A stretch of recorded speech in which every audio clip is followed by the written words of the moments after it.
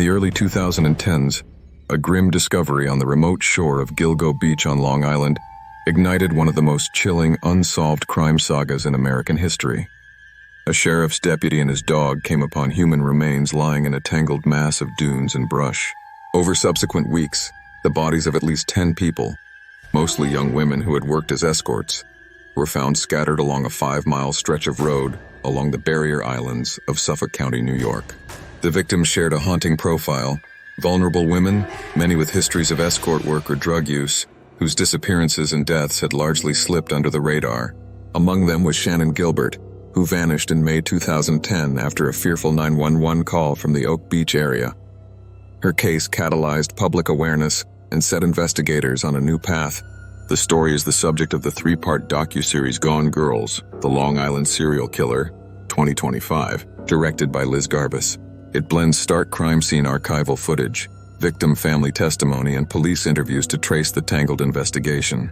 From the outset, what emerges is not only a horrifying crime, but a web of institutional failure. Police departments slow to respond, investigators hampered by internal corruption, and a public that lacked full awareness of how these young women were being dismissed. By 2023, a breakthrough came. A former Manhattan architect, Rex Heuermann, was arrested and charged in connection with at least 7 of the deaths. Heuermann's alleged involvement cast a spotlight on a suspect who lived a double life: prominent professional by day, accused monstrous killer by night. Nevertheless, the case remains haunted by unanswered questions. How many more victims may exist? What other individuals might have been complicit? And how law enforcement might have missed decades of red flags? The documentary confronts more than the bare facts. It probes deeper issues: the stigma surrounding sex workers and how it may have skewed investigative priorities, the moral judgments that led to delay and neglect, the grief of families who felt unseen or devalued, and the power of determined survivors to force an inquiry forward. As Garbus notes, these family members were never going to give up. These women knew that there was a need to shake the establishment to get attention for this case.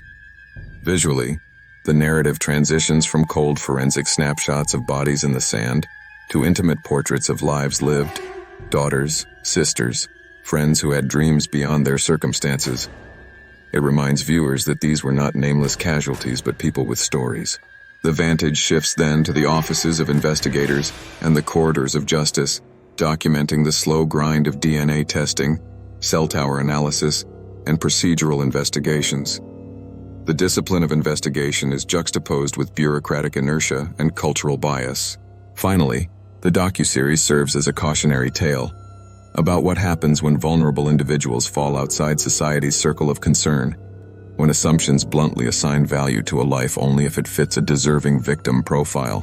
It asks, how much damage is done when a missing person is categorized as simply another escort, rather than a daughter whose disappearance ought to provoke the full weight of inquiry? In 500 words, this is a story of darkness, but also of grit.